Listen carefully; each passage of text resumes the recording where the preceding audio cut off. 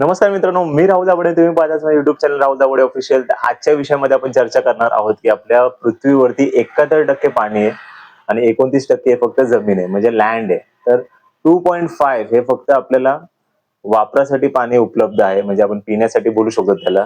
तर आपल्याला कितपत पाण्याला इम्पॉर्टन्स दिले पाहिजे ते ह्या व्हिडिओमध्ये आपण पाहूया. तर सर्वप्रथम म्हणजे मित्रांनो 97.5% म्हणजे 97.5 हे फक्त पाण्याने व्यापलेलं आहे पृथ्वीला आणि ते सर्व पाणी आहे ते सगळं सॉल्टेड आहे, म्हणजे खारं आपण बोलू शकतो समुद्राच्या स्वरूपात. तर 2.5 हे फक्त पिण्यासाठी पाणी उपलब्ध आहे. तर आता विचार करा की 2.5 हे त्याच्यावरती आपण सर्वच डिपेंड, जे प्राणी किंवा ह्युमन्स वगैरे आपण सर्व त्याच्यावरती डिपेंड आहोत.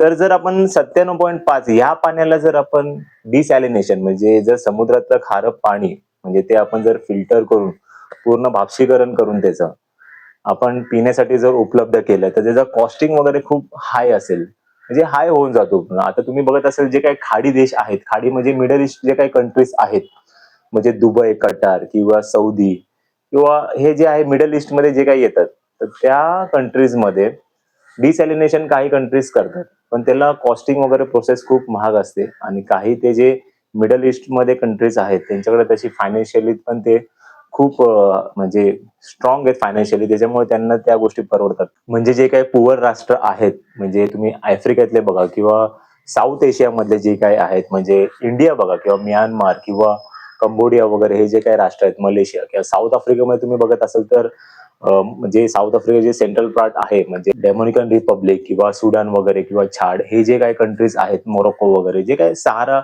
डेझर्ट मध्ये जे काही कंट्रीज येतात, हे सगळे ज्या कंट्रीज आहेत किंवा साऊथ अमेरिकेमध्ये तुम्ही बघा, तर डेझर्टेड जे काही देश आहेत तर त्यांना खूप म्हणजे प्रोसेस त्यांच्याकडून शक्यतो होणारच नाही. आणि जरी अशा कंट्रीजने जर करायला गेलं की तिथे डिसॅलिनेशनची जर प्रोसेस करायला गेली तर त्या कंट्रीना तिथं तेवढं कॉस्ट तिथं मोजावी लागणार, म्हणजे पैसे तितकेच मोजावे लागणार. पण तसं तिथं तिकडचं गव्हर्नमेंट तिकडचे जे काही मॅनेजमेंट आहे त्यांनी ह्या गोष्टीकडे लक्ष दिलं पाहिजे. तर ही आपली सर्वात प्रथम गोष्ट होती. तर दुसरी गोष्ट म्हणजे जे 2.5 मी तुम्हाला मग सांगितल्या प्रकारे जे काही फ्रेश वॉटर अवेलेबल आहे आपल्या पृथ्वीवरती, त्याच्यामध्ये पण 69% म्हणजे 69% हे फक्त ग्लेशियरच्या स्वरूपात, म्हणजे उत्तर ध्रुव आणि दक्षिण ध्रुव तिथे ग्लेशियर आहेत पृथ्वीच्या नॉर्थ पोल आणि साऊथ पोलच्या इथे. आणि तिथे एकदम म्हणजे ते बर्फाच्या स्वरूपामध्ये तिथे स्टोर येते. तर ते जेव्हा इन फ्युचर मध्ये जेव्हा पृथ्वी मेल्ट होईल, म्हणजे पृथ्वीवरचं जेव्हा आईस मेल्ट होईल या ग्लोबल वॉर्मिंगमुळे, म्हणजे मी दरवेळी तुम्हाला सांगत असतो, ते जे मेल्ट झाल्याच्या नंतर मग ते वापरण्यामध्ये ते पण कसं ह्युमन्स कसे वापरतात त्याच्यावरती आहे.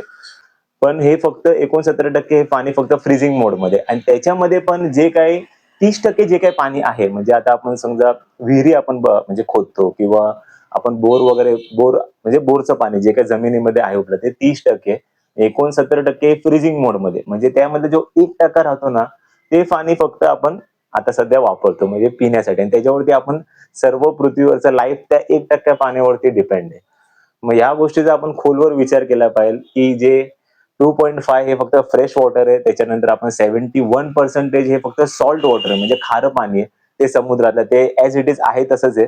ते फक्त आपल्याला जेव्हा आपण पावसाळा आपण जेव्हा आपण बघतो तेव्हा ते फक्त भापशीकरण होऊन ते फक्त सीझन वाईज आपल्याला ते नॅचरली ते आपल्याला युज करता येतं. पण 75 ला आपण युज करण्याचं ते डिसॅलिनेशनची प्रोसेस आहे. दुसरी गोष्ट म्हणजे 69%. मग ह्या गोष्टीचा विचार करा की आपल्याकडे फक्त 1% पाणी आपल्याला उपलब्ध आहे, तर त्याचा कसा वापर केला पाहिजे आपण सर्वांनी मिळून, आणि किती त्याला इम्पॉर्टन्स दिला पाहिजे, तर या गोष्टीचा आपल्याला खूप विचार केला पाहिजे. चला मग तिसऱ्या गोष्टीकडे वळूया आपण. आता तिसरी गोष्ट म्हणजे मित्रांनो आपल्याकडे 1% पाणी आहे पिण्यासाठी, आणि त्यात पण आपण जे काही आपल्या ज्या इंडस्ट्रीयल जे काही वेस्ट मटेरियल आहेत, म्हणजे जे काही कारखान्यातून जे काही आपण नद्यांमध्ये सोडतो किंवा नाल्यांमध्ये सोडतो, ते शहरांमधून नाल्यांमध्ये जात आहे, ते त्यावाटे आपण समुद्रामध्ये मग ते जे काही पाणी आहे त्यातून पण त्या 1% मधून पण ते पाणी आपण दूषित करतोय दिवसांदिवस. आणि त्याच्यामध्ये पण इंडस्ट्रीयल मधून पण ते मेटल्स वगैरे जे काय आहेत ते म्हणजे हीट प्रोसिजर म्हणजे केमिकल प्रोसेस करून जे काही केमिकल्स किंवा मेटल जे काय आहेत ते सर्व पाण्यामध्ये आपण ते सोडतो. त्याच्यानंतर पण आपल्याला फिल्टर करावं लागतं ते पाणी. ते प्रॉपरली आपण काही देशांमध्ये किंवा काही कंट्रीजमध्ये ह्या प्रोसेस पण बरोबर होत नाही. आता तुम्ही आफ्रिकन कंट्रीज मध्ये तुम्ही जाऊन बघा, तिथं पाण्याचा इतका हाल आहेत, म्हणजे काय काय देशांमध्ये म्हणजे तुम्ही बघत असाल तिकडचं एकदम पाण्यामुळे तिथं डिहायड्रेशन होऊन लोक मरतायत तिथे. तर हे खूप गंभीर गोष्ट आहे आणि याला म्हणजे ग्लोबली या गोष्टी तुम्ही बघा. तर ह्या गोष्टी आपल्यासारख्या देशामध्ये म्हणजे जे काही देश समृद्ध आहेत अजून पण म्हणजे ब्राझील सारखं किंवा इंडिया सारखं जे काय जिथे अजून पण ग्रीनरी आहे थोडीफार त्या देशांनी पण असा विचार केला पाहिजे की बाबा आपल्याला पाण्याला किती इम्पॉर्टन्स दिलं पाहिजे की येत्या भविष्यामध्ये आपला हाल किंवा आपला देश आफ्रिकेसारखा हे जे काही मागासलेले जे काही राष्ट्र आहेत त्यांच्यासारखं होऊ नये. त्यामुळे आपल्याला पाणी असेल तर झाडं असेल तर ऑक्सिजन असेल आणि ऑक्सिजन असेल तर आपण असेल. हे सायकल आहे एक पृथ्वीचं ते या गोष्टीकडे खूप इम्पॉर्टन्स दिलं पाहिजे. फक्त आणि फक्त युद्ध आणि किंवा पॉलिटिक्स किंवा आता जे काही चाललंय टॅरिफ्स वगैरे फक्त ह्या गोष्टीकडे लक्ष नाही दिलं पाहिजे. मेन इम्पॉर्टंट गोष्टीकडे लक्ष दिलं पाहिजे. नाहीतर डायनोसॉर सारखा हाल व्हायला आपल्याला वेळ लागणार नाही. तर ही खूप महत्वाची गोष्ट आहे. तर चला मग आपण चौथ्या गोष्टीकडे वळूया. तर चौथी गोष्ट म्हणजे मित्रांनो तुम्ही बघत असाल की ब्राझील म्हणजे हे साऊथ अमेरिकेमध्ये देश येतो. खूप मोठा देश आहे तो ब्राझील. तर ब्राझीलमध्ये अमेझॉन जंगल जे आहे म्हणजे ते खूप मोठं जंगल आहे. म्हणजे मला वाटतं वर्ल्ड मधलं 30% ऑक्सिजन हे फक्त अमेझॉन जंगलातून क्रिएट होतं म्हणजे पृथ्वीवरती. तर विचार करा किती विशाल जंगल असेल ते. मला वाटतं ब्राझील ही जी कंट्री आहे ही 2 भारताला जर एकत्र केलं ते इतकं मोठं तो देश आहे आणि त्याच्यामध्ये फक्त 60% त्यांच्याकडे फॉरेस्ट आहे. आणि तिकडे पण आता जंगल तोड होतात काही ठिकाणी. मग आता ते आपल्याला किती सेव्ह केलं पाहिजे अमेझॉन जंगल आणि तिथे अमेझॉन जी काही रिव्हर आहे अमेझॉन बेसिन आपण ज्याला बोलतो किंवा अमेझॉन रिव्हर ती पण खूप मोठी आहे तिकडे.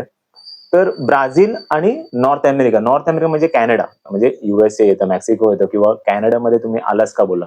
जो कॅनडा आहे ना तो जगामध्ये सगळ्यात जास्त तुम्हाला फ्रेश वॉटर भेटेल तर ते कॅनडामध्ये भेटणार. म्हणजे ओंटारिओ आणि किंवा जे लेक आहे तिथे म्हणजे आपण बघत असेल की नायगरा फॉल्स वगैरे बघत असेल तिथे मिसिसिपी रिव्हर वगैरे मिसिसिपी तिथे युएसए मध्ये येते.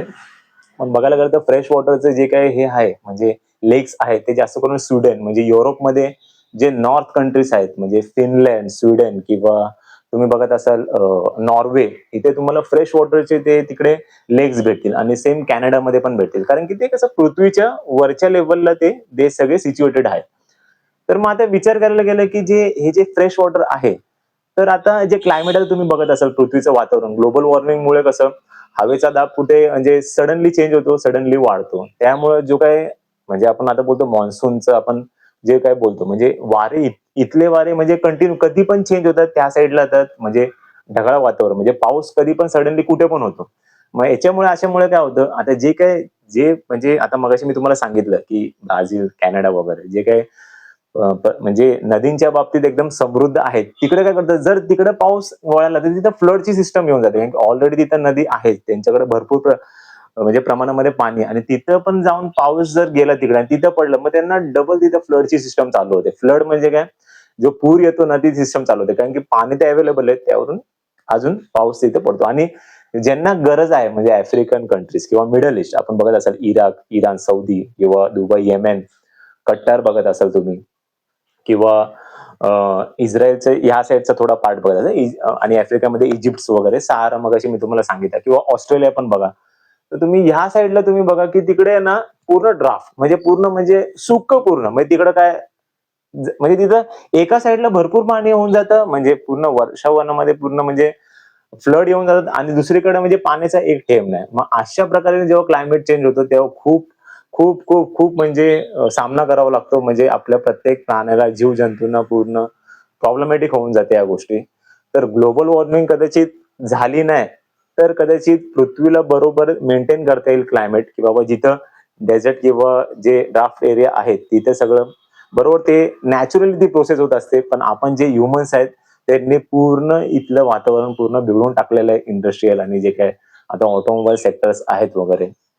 तर या गोष्टीकडे खूप आपल्याला लक्ष दिलं पाहिजे की आपल्यासाठी ग्लोबल वॉर्मिंग हा किती महत्वाचा इश्यू आहे आणि पाणी आपल्याला किती प्रमाणात आपल्याला वाचवता आलं पाहिजे. आणि पाचवी गोष्ट म्हणजे मित्रांनो जी काय आता लोकसंख्या वाढ होत आहे प्रत्येक देशांमध्ये म्हणजे मला असं वाटतं प्रत्येक ठिकाणी वाढते लोकसंख्या पण जास्त करून आपलं इंडिया, चायना आणि हे जे काही साऊथ ईस्ट एशिया मधले जे काही कंट्रीज आहेत तिथे लोकसंख्या जास्त वाढते. त्यापाठी मग नॅचरल गोष्टी आहेत. तर पण महत्वाच्या या गोष्टी की जी काय तर लोकसंख्या वाढते आणि या देशांमध्ये फास्ट मध्ये जी काही ग्रोथ होते तर त्यांना पाण्याचं पण त्यांना यूज जास्त होत असतं आणि अशा प्रकारे एखाद्या कंट्रीची जर इकॉनॉमिकली त्या कंट्रीला स्ट्रॉंग व्हायचं असेल तर तिकडचं जे काही सरकार आहे ते इंडस्ट्रीजला जास्त मदत देतं, कारण की इंडस्ट्रीज असेल तर तिकडे लोकांना काम लागेल, म्हणजे इकॉनॉमिक तिथे व्यवस्थित स्थिर राहता येईल, म्हणून इंडस्ट्रीज तिकडे प्लान करणं खूप प्रत्येक कंट्रीला इम्पॉर्टंट आहे. तर मग अशा वेळेस काय होतं, जेव्हा इंडस्ट्री तुम्ही प्लान करता त्या इंडस्ट्रीज सेक्टरला पाण्याची खूप गरज लागते, आणि अशा प्रकारे काय होतं, मग इंडस्ट्रीजला गव्हर्नमेंटला पाणी द्यावं लागतं आणि अजून पाण्याचे हाल होतात, म्हणजे आपल्या सिव्हिल लोकांवरती, म्हणजे जे काही सिव्हिलियन्स असतात त्यांच्यावरती अजून प्रॉब्लेमॅटिक होतात. तुम्ही बघत असाल, म्हणजे काही असे आपल्या स्टेटमध्ये आहे, आता तुम्ही बिहार बघा किंवा राजस्थानमध्ये किंवा असं जे काय आहे, जे काय जिथे नद्या खूप म्हणजे रेअर आहेत ज्या राज्यांमध्ये, तिथं पाण्याच्या खूप समस्या तिथे येतात. तर अशा प्रकारे इंडस्ट्रीज किती आपण उभारल्या पाहिजे, खरंच त्या इंडस्ट्रीजला पाण्याचे म्हणजे ते सगळं कॅल्क्युलेशन करून गव्हर्नमेंटनी अप्रूव्ह केलं पाहिजे, की बाबा, आणि त्यांना पण सांगितलं पाहिजे की इंडस्ट्रीजला की स्ट्रिक्टली त्यांच्या म्हणजे पॉलिसीज आहेत गव्हर्नमेंटच्या त्या स्ट्रिक्टली तिथे फॉलो केल्या पाहिजे, आणि आपल्या सामान्य जनतेला पण आपल्याला कळायला पाहिजे की बाबा आपण जाताना, घरातून बाहेर जाताना किंवा नळ वगैरे व्यवस्थित बंद केले पाहिजे, किंवा फक्त नळ कुठेतरी चालू आहे म्हणजे कोणाला काही असं म्हणजे बोलतात नाही, रिस्पॉन्सिबल प्रत्येकाने म्हणजे वागलं पाहिजे. हो, आणि अशा प्रकारे काय जे काही आता मी मगाशी तुम्हाला सांगितल्या प्रकारे की ते जे 30% वॉटर आहे, म्हणजे मी मगाशी सांगितलं जे 30% जे काही पाणी आहे जे ग्राउंड मध्ये आहे, म्हणजे जमिनीच्या खाली आहे, ज्याला आपण बोरिंग थ्रू युज करतो किंवा आपण विहिरी थ्रू युज करतो, ते फक्त 30% आहे, म्हणजे 2.5%मधून फक्त 30% ते पाणी उपलब्ध. त्याला पण आपण त्याला पण आपण भरपूर प्रमाणात, आता जो काही ज्याच्याकडे फायनान्शियली चांगले आहे ते आपापल्या विहिरी म्हणजे गाव ठिकाणी ग्रामीण लेवलला विहिरी म्हणजे बांधतायत किंवा बोरवेल करतात, बोरिंग करतात आपल्या प्रायव्हेट याच्यामध्ये. तर याच्याने आपण जे काय उपलब्ध पाणी त्याचा पण आपण भरपूर युज करत आहेत. आता ते परत जर जमिनीच्या खाली तो जो साठा हळूहळू थेंबे थेंबे जो साठत असतो तो पण हळूहळू तो कमी होत चाललाय. म्हणजे आपण जे काय आता अवेलेबल पाणी आहे ते पण आपण पूर्ण म्हणजे संपवण्यात म्हणजे आपण प्रयत्न करतोय. आणि दुसरी गोष्ट इंडस्ट्रीजला आपण नदीचं पाणी तिकडे फिरवतोय, म्हणजे आपण या 1% पण आपण पूर्ण 0% वरती आणणार आहे. तर हे खूप दुर्दैव आहे तसं बघायला गेलं तर आपल्या ह्युमन्स कडून. तर थोडा विचार केला पाहिजे. तर चला मग आता आपण काही सोल्युशन बघूया, की आपण जे काही उपलब्ध आता आपल्याकडे फ्रेश वॉटर आहे, म्हणजे आपण जे पिण्यालायक जे काही पाणी आहे त्याला आपण कसं प्रकारे आपण युज करू शकतो किंवा आपण त्याचं संवर्धन करू शकतो किंवा त्याला सेव्ह करू शकतो, ते आपण बघूया. तर सर्वात प्रथम म्हणजे जे फ्रेश वॉटर आहेत, म्हणजे नदीच्या स्वरूपात किंवा तलावांच्या स्वरूपात जे काय त्याला आपल्याला सगळ्यात पहिले वाचवता आलं पाहिजे, किंवा वेटलँड म्हणजे काय, जे काय नमीची आपण दलदली जो भाग आहे, या 3 गोष्टींना आपल्याला खूप जपावं लागणार आहे. कशापासून? प्रदूषणापासून. तर हे सगळ्यात पहिली गोष्ट.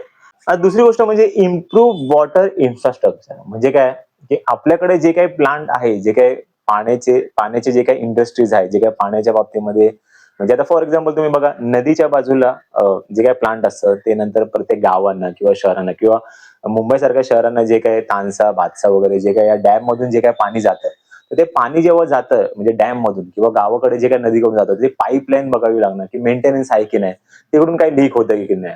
या सगळ्या गोष्टींकडे लक्ष आपल्याला दिलं पाहिजे. कारण की हे जेव्हा लक्ष द्याल तेव्हा वेस्ट जे आपण फिल्टर नदीतून किंवा डॅम मधून जे काही पाणी आपण शहरांकडे वळवतो तर ते कसं कुठेतरी लीक नाही झालं पाहिजे, कारण की त्या गोष्टीवरती आपलं गव्हर्नमेंटचा जो काही खर्च आहे त्यावरती जास्त होतो. म्हणजे गव्हर्नमेंट म्हणजे कोण? आपण, राईट? आपला खर्च या गोष्टींकडे भरपूर होत असतो. आणि म्हणजे याचा अर्थ जर आपण हे मेंटेनन्स व्यवस्थित म्हणजे डे बाय डे किंवा जसं त्यांच्या शेड्यूलनुसार जर आपण ते मेंटेन केलं नाही तर याचा परत फटका आपल्या ह्युमन्सलाच होतो, म्हणजे प्रत्येक त्या देशाला होतो आणि त्या प्रत्येक नागरिकाला होतो. तर आपण जबाबदारीने या गोष्टी केल्या पाहिजे. रेग्युलर मेंटेनन्स पाईपांचं किंवा नळांचं किंवा जे काही डॅम्स आहे किंवा रिव्हर्स वरती जे काय आहेत फिल्टरचे जे काही पंप्स वगैरे आहेत त्यांचं खूप रेग्युलर मेंटेन हे खूप इम्पॉर्टंट आहे. आणि तिसरी गोष्ट म्हणजे मित्रांनो, जे पाणी आहे ते खूप आपल्याला जपून वापरावं लागेल, म्हणजे खूप आणि इफिशियंटली वापरलं पाहिजे. म्हणजे इफिशियंटली म्हणजे काय, खूप टेक्निकली आहे ना पाण्याचा वापर केला पाहिजे आपण. आता टेक्निकली म्हणजे काय आलं, की बाबा जे काही पाणी आता आहे तर ते आपण समजा इरिगेशन साठी वापरतो, म्हणजे ऍग्रिकल्चर म्हणजे कृषी क्षेत्रासाठी आपण जेव्हा वापरतो तर आपण ठिबक सिंचन वगैरे जे काही असे टेक्नॉलॉजिकल जे पाण्याचा वापर व्यवस्थित केला पाहिजे. आता समजा आता फॉर एक्झाम्पल ठिबक किंवा जे काही असे आहेत, जे काही टेक्नॉलॉजिकली जे काही ऍडव्हान्समेंट आहेत ऍग्रिकल्चर फील्डमध्ये, तर तिकडे कसं पाण्याचा वापर व्यवस्थित केला तिथे प्रॉपर त्याच लेवलला पाणी उपलब्ध होणार, वेस्टेज कुठे जाणार नाही. आणि आपण पाणी आता समजा तुम्ही बघत असाल प्लांटिंग केलं नाही पाण्याचं तर काही फवाऱ्यांमध्ये पाणी म्हणजे बोलतात ना हवेमध्ये ते पूर्ण नील होऊन जातं, म्हणजे पूर्ण क्लिअर होऊन जातं. हवेच्या उष्णतेमुळे ते पाणी म्हणजे प्रॉपर त्या लँडला भेटत नाही किंवा प्रॉपर त्या क्रॉप्सला भेटत नसतो, आपण जर व्यवस्थितपर्यंत ते केलं नाही तर. तर अशा प्रकारे आपण पूर्ण टेक्नॉलॉजीचा यूज करून पूर्ण व्यवस्थित पाण्याची रचना केली पाहिजे. बाबा जिथं आपल्याला यूज आहे, तिथंच आपल्याला यूज केला पाहिजे पाण्याचा. एक्स्ट्रा पाणी आपला खर्च होता कामा नये, या गोष्टीकडे लक्ष दिलं. चौथी गोष्ट म्हणजे मित्रांनो डिसॅलिनेशन. आता मगाशी मी सांगितलं डिसॅलिनेशन म्हणजे काय? एक खाऱ्या पाण्याला आपल्याला फ्रेश वॉटर मध्ये कन्वर्ट करायचं आहे त्याला मशिनरी थ्रू. तर हे डिसॅलिनेशन हे जे काही आता जे काही राज्य आहेत महाराष्ट्रासारखे किंवा जे काय चांगल्या स्टेट आहेत म्हणजे इंडियाचं बोलतो किंवा दुसऱ्या देशांमध्ये जे काही प्रगतीशील राष्ट्र आहे ज्यांचे इकॉनॉमिकली ते खूप स्ट्रॉंग आहे, तर अशा राज्यांनी आपल्या देशांमध्ये जास्त डिसॅलिनेशनचा यूज केला पाहिजे, म्हणजे समुद्रातलं पाणी वापरात आणलं पाहिजे. डिसॅलिनेशन प्रोसेसमध्ये गव्हर्नमेंटने दाबून तिकडचं जो काय डेझर्ट एरिया आहे किंवा जो काय असा उष्ण जो काय भाग आहे तिथं पाणी उपलब्ध केलं पाहिजे. तर पाचवी गोष्ट म्हणजे शेअरिंग पॉलिसीज, म्हणजे वॉटर शेअरिंग पॉलिसी आहे. म्हणजे प्रत्येक देशांनी आपल्या म्हणजे आता समजा आता भारत आपला समृद्ध आहे म्हणजे नद्यांमध्ये. तर आता पाकिस्तानमध्ये बघा तुम्ही, मध्यंतरी मी तो व्हिडिओ एक बनवलेला की इंदू नदी बद्दल. इंदू नदीचा आपण जर समजा करार रद्द केला तर पाकिस्तानकडे पाणीच वळणार नाही आणि तिथं अजून प्रॉब्लेम होऊ शकतो. तर असंच काही देश आहेत म्हणजे मिडल ईस्ट मध्ये पण आहेत, ते त्यांच्या मिडल ईस्टच्या बाजूला काही देश आहेत तिथे नद्या आहेत, तर त्यांनी सगळं म्हणजे वॉटर जे काही त्यांचे ज्या पॉलिसी आहेत ते एकमेकांसोबत शेअर केल्या पाहिजे. आता तुम्ही इस्रायल सारखा देश बघा, ते वॉर झोन मधून तिकडे लोक एवढे पाण्यासाठी आणि जेवणासाठी पूर्ण तरसत आहे, तिथं किती लहान पोरांचे जीव जात आहेत दिवसेंदिवस. तर या गोष्टींकडे खूप लक्ष दिलं पाहिजे. पाणी नाही, पाणी म्हणजे ही एक मूलभूत गरज आहे, नॅचरली प्रत्येकाला म्हणजे इझिली भेटली पाहिजे. तर या गोष्टी खूप महत्वाच्या आहेत. आता तुम्ही बघा इस्रायल, मिडल ईस्ट वगैरे देश, त्यांच्या इथं पाणी नाहीये, तर दुसरे जे काही आजूबाजूचे जे काही राष्ट्र आहेत त्यांनी आपल्या नद्यांचं पाणी तिथं पूर्ण म्हणजे उपलब्ध करून दिलं पाहिजे. आणि मलाही पण असं वाटतं ज्या टेररिस्ट संघटना आहेत जे काही असं मागासवर्गीय राष्ट्रांमध्ये, तर ह्या टेररिस्ट संघटना यांनी पण विचार केला पाहिजे की बाबा आपल्याला जो देश कोऑपरेट करतो तर त्यांच्याकडे जाऊन आतंकवादी गतिविधी केली नाही पाहिजे. तर मग ह्या खूप मग कसं होतं, मग परत जर त्यांनी दुसऱ्या देशांमध्ये जाऊन जर आतंकवादी जर अशा म्हणजे कारनामे जर घडून आणले, तर ते देश परत काय करतात की बाबा ठीक आहे आता आम्ही यांची पाईपलाईन, यांची इलेक्ट्रिसिटी या सगळं बंद करून टाकतो. आता मी तुम्हाला थोडक्यात उदाहरण देतो. आता जसं आपण स्थगिती दिली आहे तशा इंदू रिव्हरला, जसं भारताने पाकिस्तानसाठी केलेलं आहे, तसं रशियाने पण आता मध्यंतरी जेव्हा युक्रेन वॉर झालेलं, तर तेव्हा पूर्ण जे युरोपमधले जे काही राष्ट्र आहेत म्हणजे फ्रान्स, जर्मनी, ते जवळचे जे काही पोलंड वगैरे किंवा जे काही असे बल्गेरिया किंवा लॅटविया वगैरे हे जे काही कंट्रीज आहेत, त्यांना रशियाने पूर्ण त्यांचं सप्लाय पूर्ण बंद करून टाकलेलं. म्हणजे जे काही त्यांच्याकडून जे नॅचरल गॅसचे जे काही साठे रशियाकडे भरपूर प्रमाणात आहे, त्यांनी पूर्ण बंद करून टाकलं. तर पूर्ण युरोप आज फायनान्शियली पूर्ण क्रायसिस मध्ये. या गोष्टींचा विचार करा की जर एखादा समृद्ध आणि पॉवरफुल जर राष्ट्र असेल म्हणजे भारतासारखा, चीन सारखा किंवा रशिया सारखा किंवा अमेरिकेसारखा, या लोकांनी जर असा विचार केला की ठीक आहे आता जर आम्ही म्हणजे मोनोपोलीनुसार आता जर आम्ही वागायला गेलो, तर हे जे कोण मागासवर्गीय राष्ट्र आहेत म्हणजे जिथं भूकमारी म्हणजे पाणी, जे म्हणजे अन्न वगैरे, निवारा म्हणजे जे काय आहे ते ते सगळं बंद होऊन जाणार. त्यामुळे जे काही छोटे राष्ट्र आहेत, मला असं एक वैयक्तिक मध्ये जे काही छोटे राष्ट्र आहेत त्यांनी त्यांच्या राष्ट्रांमध्ये शांतता ठेवली पाहिजे. आणि दुसरी गोष्ट टेररिझम ऍक्टिव्हिटीज काय केल्या नाही पाहिजे आणि मोठमोठ्या देशांनी पण लहान देशांना सांभाळून घेतलं पाहिजे. तर अशाने आपली ह्युमॅनिटी, आपली जी मानवता आहे ती खूप फ्युचरमध्ये म्हणजे एकमेकांना सपोर्ट केल्याबद्दल आपण पुढे जाऊ शकतो. आणि महत्वाच्या गोष्टी आहे रिलिजन्स वगैरे गोष्टींकडे प्रत्येकाची आस्था असते, या गोष्टीकडे लक्ष देऊन. आणि दुसरी गोष्ट रिलिजन पेक्षा मला असं वाटतं की मानवता म्हणजे ह्युमॅनिटी ही खूप मोठी गोष्ट आहे. म्हणजे अशा प्रकारे पाण्याचा वापर चांगला करा. आणि बघा कुठे पाणी लीक होते घरामध्ये बाहेर जाताना तुम्ही, म्हणजे माझं एक पर्सनल मत आहे, बाहेर जाताना पाणी वगैरे सगळं चेक करा, नळ व्यवस्थित बंद करा, नळ कुठे लिकेज होत असेल तर ते बघा. आपल्या गावामध्ये पाणी येत नसेल तर प्रॉपर बघा की बाबा कुठे काय, म्हणजे सरपंचांना सांगा किंवा ग्रामसेवकला सांगा किंवा सिटी लेवलला असेल तर तुम्ही कलेक्टरला किंवा जो कोण स्थानिक आमदार किंवा स्थानिक जे काय नगरपालिका वगैरे आहे तिथे जाऊन कंप्लेंट करा किंवा बघा कुठे काय प्रॉब्लेम होत असेल तर. या गोष्टीवरती आपण ऍक्शन घेणार तर कोण म्हणजे एआय येणार नाही या गोष्टीकडे लक्ष द्यायला, किंवा कोण काही एलियन्स वगैरे असं कोण आपल्याला, आपण फक्त आपण प्रॉपर मेंटेन करू शकतो. तर मला हेच एक माझं छोटस मत होतं. तर मित्रांनो हा व्हिडिओ तुम्हाला कसा वाटला ते नक्की मला कमेंटमध्ये शेअर करा. आणि लाईक जरूर करा आणि सबस्क्राईब करा, कारण की तुम्ही सबस्क्राईब केल्यामुळे मला खूप हेल्प होते दुसरे असे इन्फॉर्मेटिव्ह व्हिडिओ बनवण्यामध्ये. तर चला मग, काळजी घ्या. पाऊस भरपूर पडतोय, बाहेर जाताना व्यवस्थित प्रिकॉशन घ्या. Precaution is better than care. तर चला मग, गुड बाय, टेक केअर, जय हिंद.